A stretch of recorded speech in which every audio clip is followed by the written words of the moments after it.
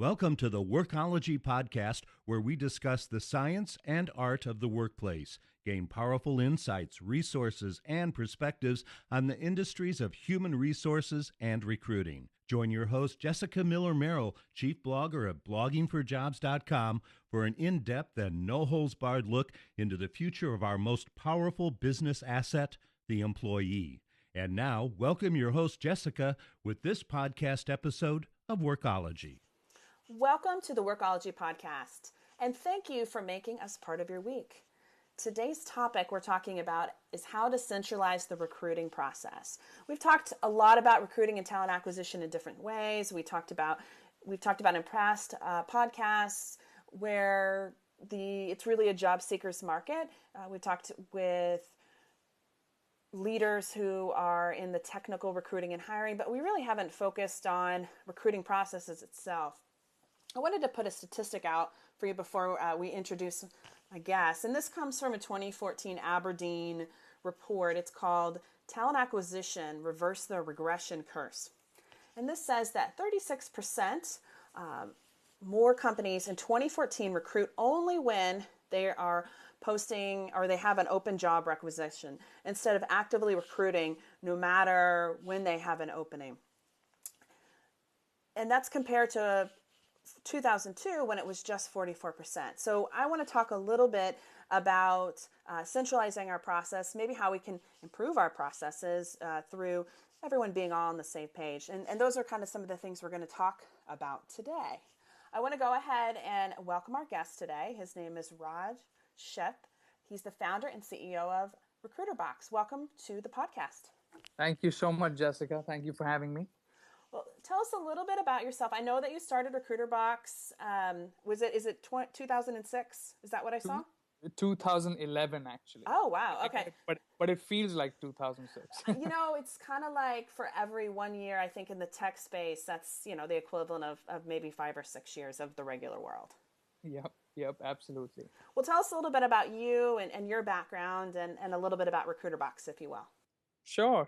So I went to undergrad on the East Coast at Babson College, which is a school known for entrepreneurship. And in fact, on campus, I had my first tech venture, which was a site that delivered food from restaurants that didn't deliver. So I caught a little bit of that bug right then. And then I went on and worked at EMC Square for 3 years as an analyst. And then I moved back home to India, and RecruiterBox is my third startup. The first two were more attempts, I would say. And we've been running RecruiterBox, me and two other co-founders, for the last 4 years. Interesting. And I like your background of a financial analyst and the fact that you've kind of specialized in the entrepreneurial sort of side of things. That's interesting. Thank you. Well, let's talk a little bit about RecruiterBox, and then we'll talk about some centralized recruiting processes. But tell us a little bit about your software and maybe some of the features. Sure. So when the two other founders and I, when we were thinking about problems in hiring about 5 years ago, we realized, amongst a lot of other things that were happening, and we were looking at like aggregating all the different jobs from different companies' careers pages. But something very seemingly simple caught our eye, which is that, millions of small businesses and companies were hiring using an email address. So they would go to Craigslist or Monster and slap on an email address, send us your resume at careers@company.com or jobs@company.com. And as you can imagine, these days you put up a job online and you're probably going to get 200, 300 resumes emailed to you. So how do you even humanly go through that? So funnily, we started RecruiterBox as an alternative to email and Excel. We were quite ignorant about the entire applicant tracking software industry as a whole, which turned out to be sort of our unique advantage because we did not have context to how enterprise software was built. We built something which small companies and teams and growing companies could use and replace email and Excel and have an equally easy transition because it's easy to understand essentially the flow of how our software is set up. But at the same time, it's super powerful. those folks who are listening in on the podcast that might be from larger enterprise organizations, my background is with the Fortune 200, might be surprised that companies are still using Excel spreadsheets and Google Docs or different things to manage their applicant tracking and candidate selection process. But there's data that shows that 45% of talent acquisition leaders are relying on spreadsheets as part of some form of their hiring process. So it's definitely something that is still unfortunately happening.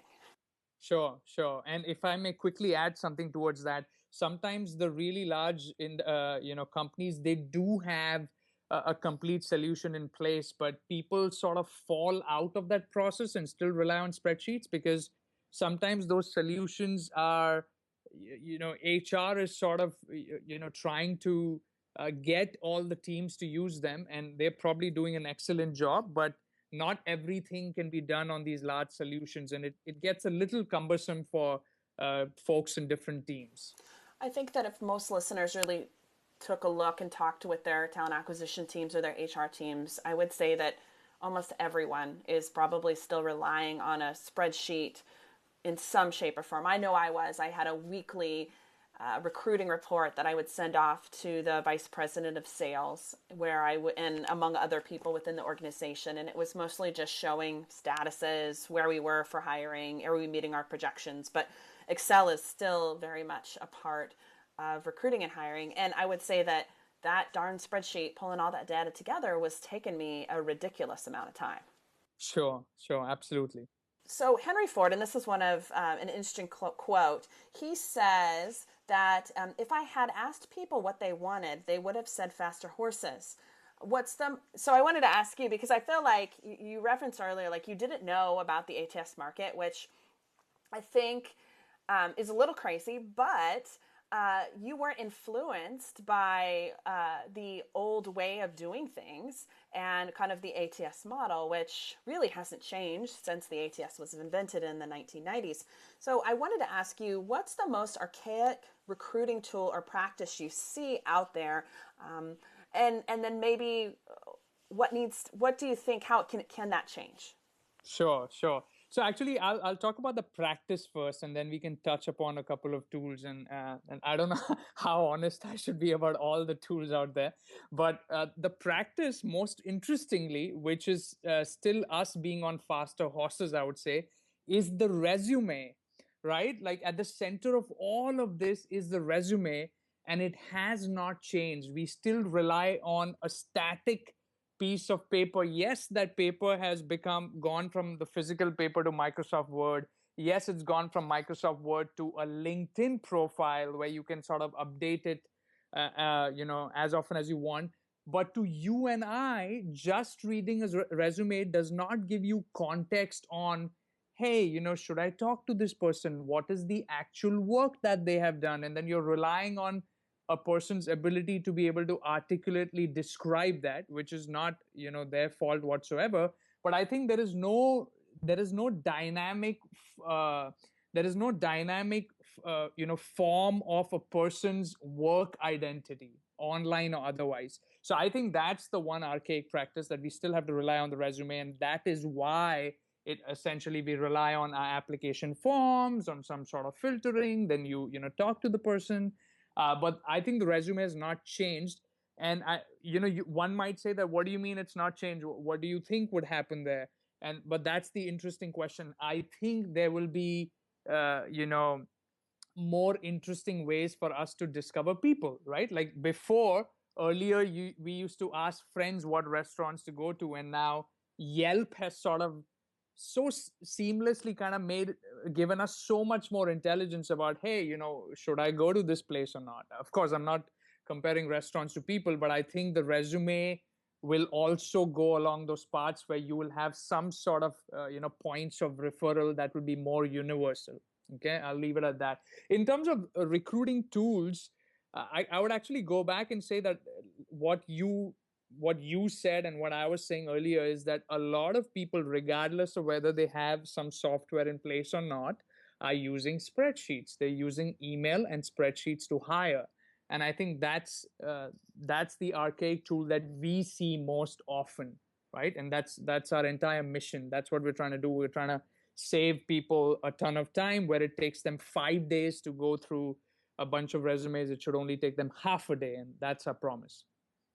On a side note, I've used Yelp twice today, so it's definitely important for me. And Yep. for those of you that are looking for, especially if you travel quite frequently and you're looking for good recommendations for food, you just download the app, or they have a desktop version, and it will give you food recommendations, including pictures, menus, hours of operation, and most importantly, reviews. So I can see if that place, while I'm in town for a meeting or at a conference or convention, is really up to snuff. I have two meetings, one this week and one next week, and in various places that I've used Yelp for to try new venues. So it's kind of exciting. Sure, absolutely. We talked a little bit about larger companies and the fact that they're probably using these. I mean, I think every person is using email and spreadsheets out there in the space, but let's go back to the smaller companies. Do you think it's harder for them to get over the hurdle to modernize their processes? And if so, how can software help them? Sure. So I think it definitely used to be harder for them when there was no off the shelf affordable software, when there was no online or internet software, right? Like a small company is not going to buy an Oracle solution, which costs whatever X thousands of dollars. I do think that from just an availability standpoint, small companies have so many tools that they can now use to modernize their processes for, like, literally, the cost of your Starbucks monthly coffee bill, right? Like, you could use Zen Payroll for payroll software. People use QuickBooks, which is more entrenched. They can use Kiss metrics to track their website traffic. They can use Recruiterbox to manage their hiring process, and so on and so forth. I could go on and on. They could use Zenefits to manage the benefits. And this is not really tech tools for tech companies. These tools are actually for the local flower shop, right? Like literally for the main street businesses out there. And a lot of these software companies that are catering to SMBs have managed to sort of educate and reach thousands of such businesses. So yes, I completely agree. There are still so many more businesses that are using email and spreadsheets. But I think we are at the we are going to approach that bell curve where you're going to see most of the people some use some tool or the other to manage these processes. I agree with you. It's an exciting time to be in the HR tech space, and particularly the small to medium sized market, because I came from the Oracle days. I was a super user of Taleo and PeopleSoft before it was part of the regime, I suppose. So I've grown up on that side, but I love the HR tech, especially that emerging market, because they offer a lot of different options. I think for some practitioners, it is extremely overwhelming because there are so many choices, but you can really customize your programs. And as you said, and I love this, that your monthly spend on your HR tech or your recruiting technology even, it really can be the cost of your monthly Starbucks habit. And that's pretty affordable. Yeah, absolutely. Well, let's take a little bit of a reset here. This is Jessica Miller-Merrill, and you're listening to the Workology podcast powered by Blogging for Jobs. Today's topic is how to centralize your recruiting with Raj Seth of Recruiterbox. And you can connect with Raj on Twitter, and it is at RajSheth81. And so it's at Raj Seth 81. So connect with him, follow him there. We'll also include a link onto the transcript on Blogging for Jobs with this episode to his LinkedIn and any of the additional information that we're referencing throughout this podcast episode. All right, let's get back to some questions. Can you give us some specific examples of companies, or these could be clients or maybe companies that you've worked with that have centralized or streamlined the recruiting process? And let's talk about maybe how this has helped them achieve their goals faster, maybe increasing their retention or lowering turnover or improving their cost per hire, those sort of things. Sure. Actually, my favorite example here is we have a customer which is a restaurant chain headquartered out of Phoenix, Arizona. And they have 14 brands. So 14 different brands under this parent company and a total of 60 locations for these 14 brands. And what they were very simply doing is they had one sort of enterprise applicant tracking software for their headquarter jobs. Okay, so this is not for their retail on location jobs. However, what they realized is that they had these 60 sort of branch managers at the 60 different physical locations, and they used to use Craigslist, maybe a couple of other boards to hire for those locations. And essentially everything used to go back and forth on email because they didn't see the sense, or couldn't find a way of adding 60 different people onto the solution that they were using for their headquarter hiring. So they came across Recruiter Box and they signed up, and the whole point, the whole objective on their end was to get those 60 hiring managers quickly on the same place, so things were not flowing back and forth on email, and giving them a constant pipeline, so when they needed to hire somebody at their physical restaurant, they could do that easily, and or add their feedback, or if somebody left, go back into Recruiter Box and then look at who had applied for that position 3 or 4 months ago. So they kind of just discovered us on Google, and we helped them get started, and now all their 60 locations are sort of plugged into Recruiter Box. And we in fact came up with sort of a parent and sub account structure for them. And so they have like different 14 different brands sitting inside Recruiter Box and managing their respective hiring and their location. Now, this is an example of the centralization that you were referring to slightly earlier and before the call as well. And this was awesome because it became a model for us, right? That, hey, this is possible without them having to pull their hair out and to bring in 60 people to do some training. And keep in mind, those guys, they are not HR or hiring managers. They run the physical location. They are the managers, and hiring is just one of the things that they are doing. They're also doing other things.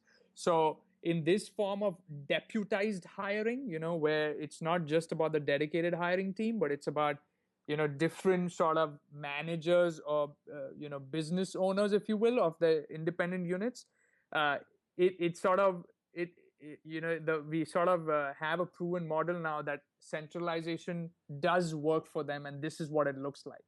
You're giving such good resources here, and I love like the nuggets of wisdom, the deputized hiring. And I think that for most of us, the further along we get in our HR careers, the more sort of scope of responsibility we have, and I've always been responsible for multiple locations. And one of my gigs and roles that I've had was working for a 80 store grocery chain in the Midwest, and we had a pretty substantial number of employees, but come to think of it, we didn't have an applicant tracking system. It was really just a paper system. We were faxing in applications, which really wasn't that long ago, so it kind of scares me a little. But I like how you're doing this. You're deputizing the hiring, because in my experience, my general managers, my store managers, they were responsible for the hiring.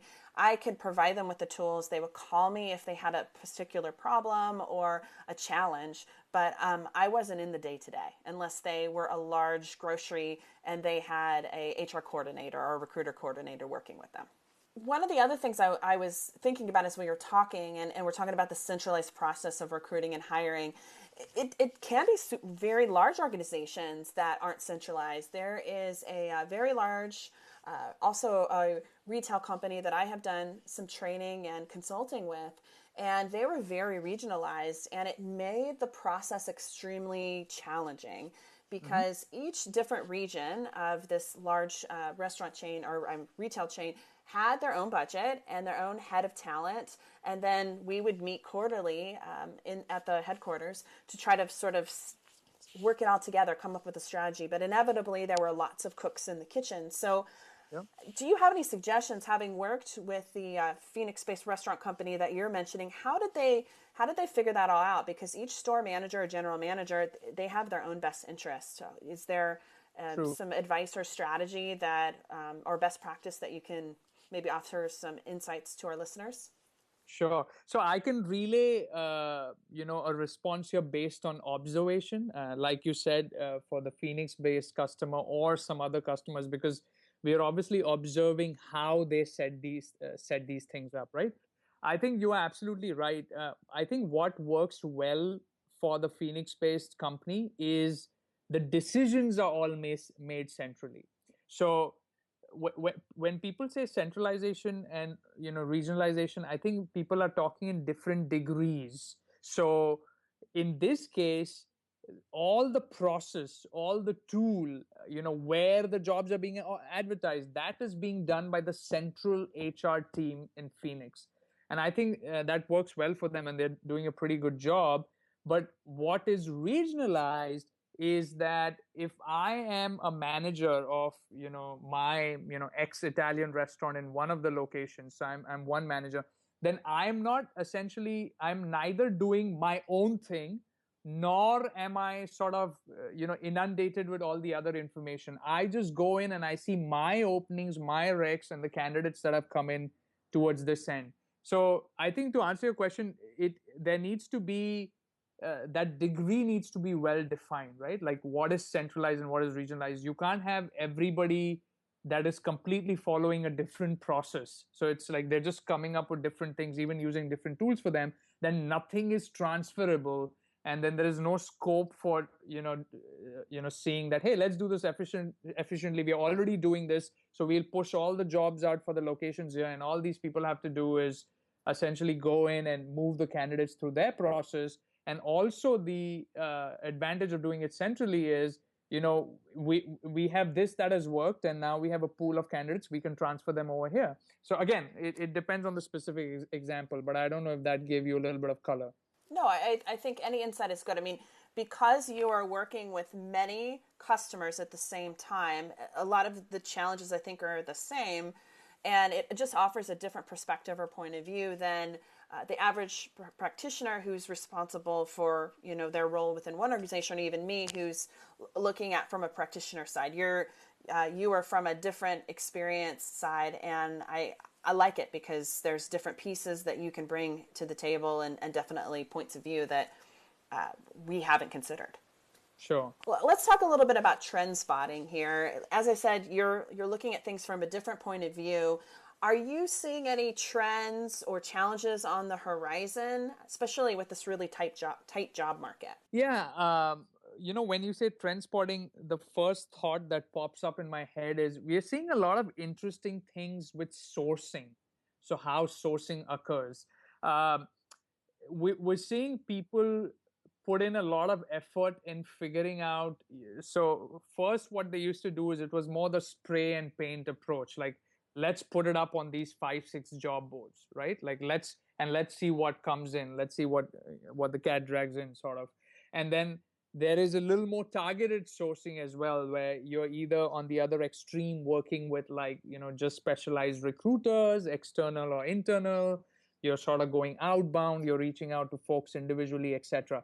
But we're seeing people, whether, I'm not talking about just technology, whether they leverage the technology or not, we're seeing people do, especially here in the Valley, especially in tech startups, we're seeing people do a whole array of different things.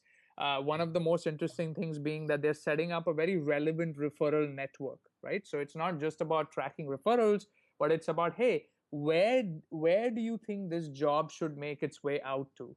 And we're seeing people being more protective about not just exposing their opening on every board out there, because then they'll just have to deal with maybe largely irrelevant applications. So I think one of the trends we're seeing is on the sourcing side, and people are doing a lot more interesting things, and they're working with referral networks in a lot more interesting manner. And the other trends that we are seeing is people are sort of doing a little more analysis about what has worked for them in the past, even though I think that we are in the very early stages of this, but they are looking at their performance review systems internally. They're looking at the current organization internally and trying to map back to, hey, how were these decisions made in the past? How did we hire such and such manager, and they have had like all amazing reviews, and let's sort of try to reverse engineer. And I think this actually applies more to the larger companies and the companies that you were talking about in the Fortune 2000, etc., because their volume is happening at such scale that they need to. I don't want to use words like big data, but that's what I'm talking about. But I don't want to use the jargon. But the point is that they need to rely on a little more science as opposed to just doing a new thing every quarter and every year, right? And that's where this is more helpful, that, hey, let's reverse engineer what worked for us before, and then let's see if we can sort of be more consistent in hiring that way. That's the analyst background of you coming out, that's saying we need to really evaluate this. And I am seeing companies, many of them in Silicon Valley, some of them in other places, but they're bringing in data scientists to work in human resources and recruiting. So I definitely think that data is going to continue to be important in our jobs, but we need to be smart about it, because otherwise we're just running a different direction constantly. Sure. Well, thank you so much for taking the time to join us today here. Where can people go to learn more about you and RecruiterBox? So RecruiterBox is easy. You just go to recruiterbox.com. And you can, of course, you were kind enough to point out to my Twitter profile, so I'm sure they can learn more about me there, and or they can search for me on LinkedIn. Awesome. Well, thank you, Raj, for joining us today, and thanks to you for listening today at the Workology podcast. This is Jessica Miller-Merrill, where we discuss the science and art of the workplace, HR, and recruitment. Until next time, you can visit bloggingforjobs.com to listen to all our past episodes of the podcast, and we also have transcripts available. We'll talk to you soon. Production services for the Workology podcast with Jessica Miller-Merrill, provided by Total Picture Media.